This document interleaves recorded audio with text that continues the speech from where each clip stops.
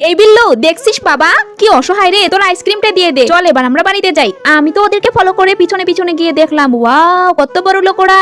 বাড়িতে ঢুকে যাই। কেউ আছেন বাড়িতে? আরে এই সময় কি আসলো? আরে আপনি? হ্যাঁ আমার খুব ক্ষুধা লেগেছে, আমাকে কিছু খেতে দিবেন? হ্যাঁ হ্যাঁ তুমি খেতে পারো। আরে সে কি সব খেয়ে নিল রাক্ষসের মতো। ও বুঝেছি, অসহায় তো তাই ওকে আমাদের বাড়িতে আজ থেকে থাকতে দিব।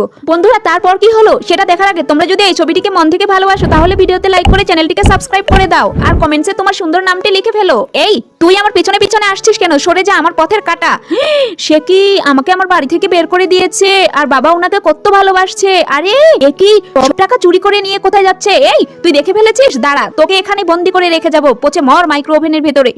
কি আনন্দ যে আমি কত টাকার মালিক হয়ে গিয়েছি, আবার ফকির সেজে যাই। ও আজ তো লেট হয়ে গেছে। আরে বাড়ির এই অবস্থা কে করেছে? ওই মহিলাটা তো নাই, আমার বিল্লুও তো নাই। এই তো সেই মহিলা। পুলিশ বাবু তাড়াতাড়ি ওকে অ্যারেস্ট করেন। এই বল আমার ছেলে কোথায়? আমি দ্রুত বাড়িতে যাই। আমার বিল্লু না জানি কি অবস্থা। ওরে বিল্লু সোনা, আমার একটু ভুলের জন্য তোর আজ এই অবস্থা।